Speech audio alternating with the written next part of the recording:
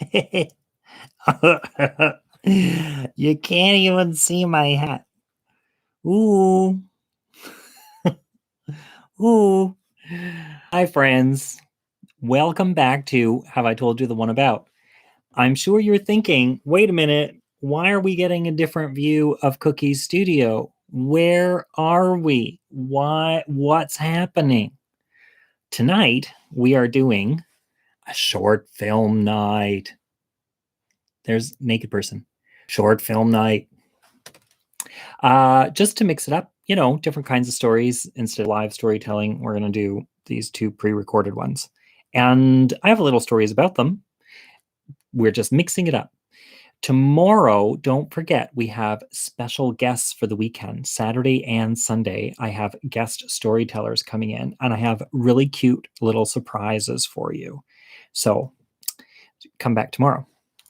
Okay, well, shorts night, I curated, there's only two shorts tonight. I'm doing two little movies, and these are both films that I made with grad student friends of mine.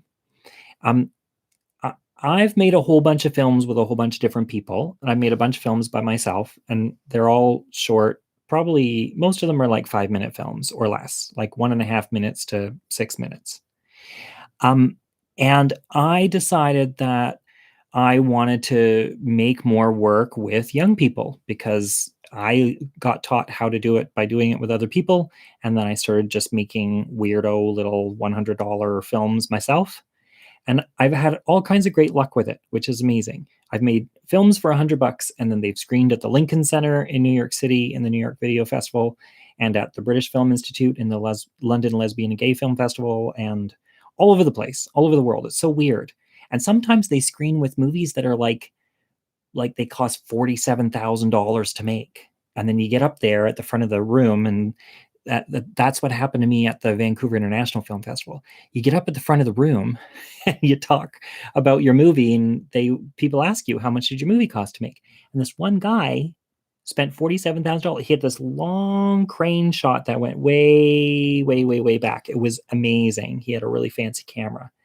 And I was like, oh yeah, mine was $100. So here we are in the same program, and somebody didn't spend much money and somebody else did. Anyways, so I love making movies with other people, and especially young people. And I always try to teach my students how to make these little videos because it's so easy to translate a poem into a video. And I call them video poems. People make video poems. And the really nice thing about it, I always tell people when I'm teaching screenwriting that the closest thing to film is poetry, because both those systems, both those genres, are based on images. So if you know how to control an image in a poem, that's your main muscle. And it's the same thing in film, right? Film is all about what you see. It's also about what you hear. But poetry is the same, what you see and what you hear. Rhythm, breath. And it's interesting to see how those things, how rhythm and breath translate in jump cuts and flow, right? All of those interesting things. The line break is similar to the cut in film. When you cut a line and you cut a moment of film. Anyways, I could go on. But short films are exciting. Video poems are really nice. So I thought I would start off with a video poem that I made with a friend of mine. This was Tanya. She was a grad student at UBC. She was doing performance. She was a dancer. And so I said, hey, before you graduate and move away, we really should make a film together. And we were sort of brainstorming what kinds of things we would do. And she said, well, I know how to walk on my hands. I'm like, oh, okay, well, let's use that. And so we made this video poem because she's magic. And I think that's all I want to tell you. This poem is called I Love My Friend. And I wrote it about, you'll see, I wrote it about my friend Trina, who is having a tricky time. Tanya's film with me about Trina having a tricky time. It's a lot of T's in there. Okay, I'm going to bring you down into the movie theater. Are you ready? Ooh, we've never done movement like this before. What is happening? Okay, this is going to work, and I'm very excited. And if it doesn't, who cares?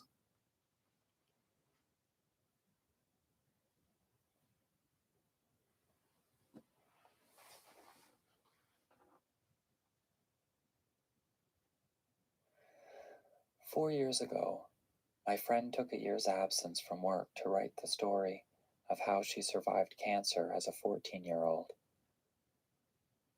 For 30 years, she's been adamant that she didn't survive that ordeal except by good fortune, like buying a lottery ticket and hoping your numbers get picked.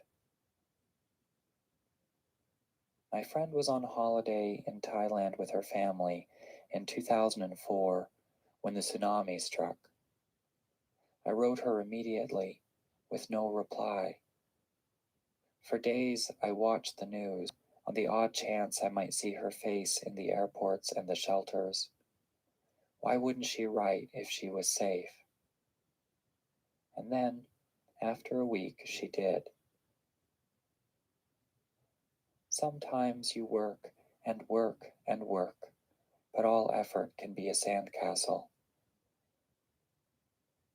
Last summer, they found a growth inside her abdomen.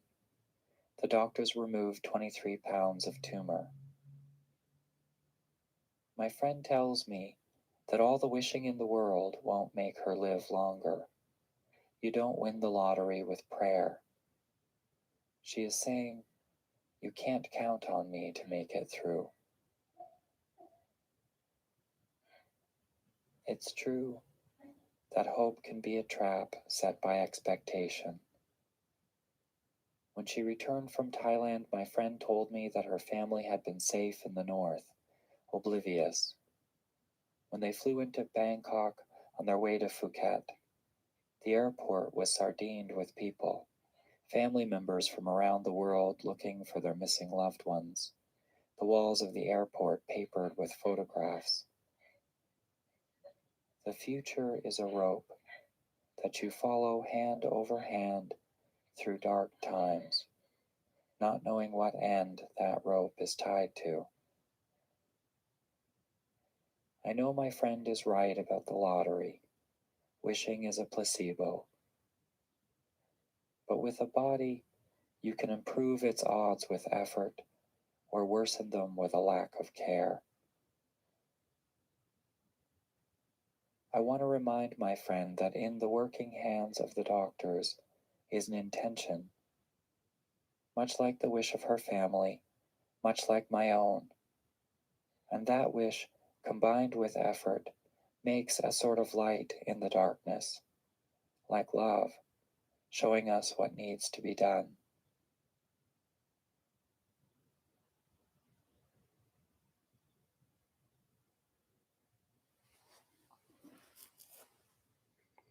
There's Tanya. Well, you don't need to see all the other little bits and pieces. There you go. Look at that. Hey, that I love that movie because I really love Tanya. She's a sweetheart. And I love my friend Trina, who is also a sweetheart. I'm just checking on the next. Whoops, don't do that. Don't hate me. Hang on, we're having technical difficulties. Hoo-hoo, oh, that's exciting. Hi. Oh, why are you doing that to me? There you go. Okay, well, don't get distracted by the la la la. Maybe I touched something I shouldn't have. I just want to add that one of the things I find really interesting about video poems is the tension between what you see and what you hear. Oh Jesus, why the hell are you doing this to me? You're tormenting me. Well, okay, look, I'm pausing you. I have such powers. Everyone got to see my bald spot? Yeah, the tension between what you see and what you hear. And that's where I always say the metaphor comes in, right? The third thing, there's the tenor and the vehicle, and together they make a new machine. So you have what you hear carries information, and what you see carries information. And if those two things are at odds, there's a third piece of information that's created, which is the idea or the conclusion or the thesis or the theme that you devise out of trying to reconcile those two conflicting parts of information. You get more, the whole is greater than the sum of its parts, right? There it is in essence. Anyways, there's a little bit of that going on in there, right? It's exciting. I can never fail to take an opportunity to teach.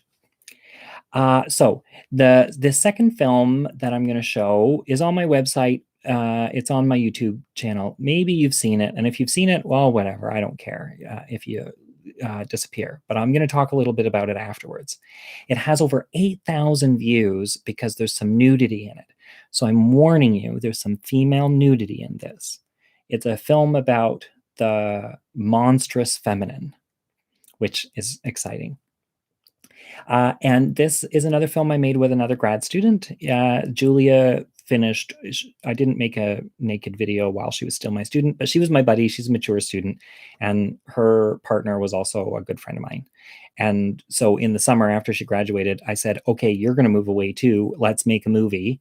And so we were debating what we would make. And she said, oh, I really love to get naked. And I was like, okay, I also love to make films with naked people. And usually that person's me. So, what a treat to make a movie with a different naked person. I don't have to have my penis on camera. Holy Mary, what a great idea. Anyway, so this is Body Cake Lake. And I'll tell you a little bit about how it came about after. Oh, yeah. And I just want to say 8,000 fucking views because there's nudity. And I got put on some Reddit. And now everybody's watching it. 8,000 views in the last, well, that's because everybody's at home. Anyways, this is Body Cake Lake that I made with the beautiful Julia. You're going to go downstairs again. Whoop. Okay, now you can play, motherfucker.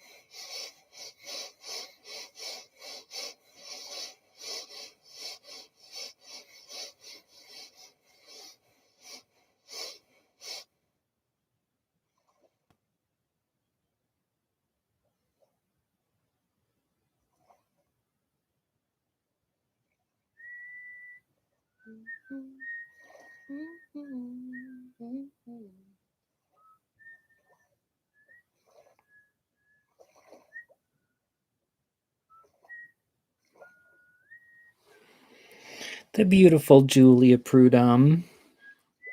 So great. Oh, I love her so much. I haven't seen her in ages. So when we were thinking about making this movie, and she said, oh, yeah, I really love to be naked. And I said, okay, well, let's think about the kinds of things we would want to do. One of the things I really love, a friend of mine used to do these traditional burlesque cake dances. So in the burlesque world, you would do a cake dance. You'd bring a cake out on stage, or somebody would, and a woman would come out and she would get undressed and flirt with the cake and sit in it and rub it all over her. And sometimes people would eat it and whatever. So traditional burlesque cake dance. And I was like, I always wanted to make a film with a traditional burlesque cake dance.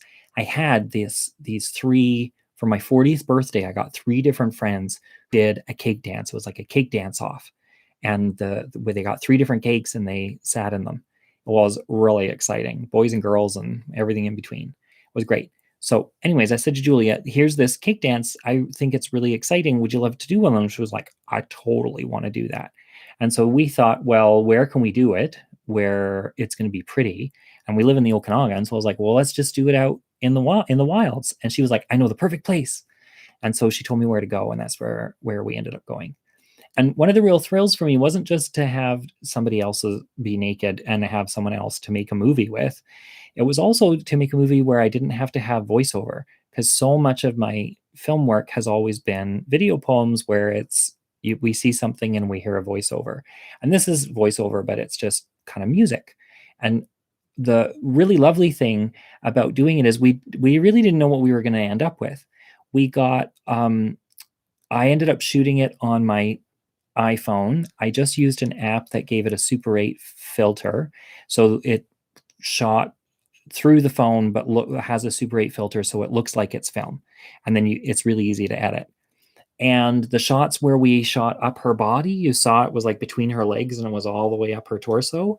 I just tied a spatula to a hockey stick, very Canadian, and stuck the iPhone on it in between her legs. So she had to walk with a stick between her legs. It was so exciting. And when I was editing it, I had a whole bunch of little flubs. Something went wrong with the original footage. So when she first finds the cake and she picks it up and there's a little platform and she does the little spin and it sort of jumps like whoo, and it jumps and whoo and whoo and whoo. Well, I really love that editing, but it's that crazy little thing where there were ticks in the system. So I had to figure out how to make it still elegant, even though it was skipping. And so I just made it move forwards and backwards in time or whatever. Uh, Anyways, I love how they say when you make a film, you make it three times. You make it when you write it, you make it when you shoot it, which is so true because I just go out and shoot things, and what we end up with from the day is what we end up with. And some stuff is shit and some stuff is great. And you can never predict what's going to be great and what's going to be shit. Maybe professionals can, but I sure can't. And you make it when you edit it. And I've had so many films where some of my favorite parts came out of things that just didn't work, so I had to make new decisions. It's the magic of filmmaking that you just get to reinvent in lots of ways and let the mystery of the universe and the things that go wrong be part of the magic of making things. Which, when I'm thinking about teaching things in the fall, and we're probably going to be teaching online, makes me think, okay, well, if we're going to be teaching online, we're going to have to lose a bit of content because we're going to be working with technology. So why don't we just move the technology in as part of the teaching? So let's teach about the making of stories with the technology, right? It only makes sense. If you've got a restriction, you don't resist it, you work within it. You let the restriction tell you what it wants to be. And that's what editing this film was like. Had a restriction, had to solve the problem, and then you get this new thing that you didn't anticipate. And it's a real thrill because in a lot of ways, the film tells you what it wants to be. So you just have to be listening.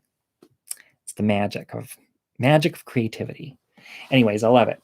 So here, tomorrow we are going to have, I know the story already because I had to talk to my friend and get a title because I can't pull it out of the bag.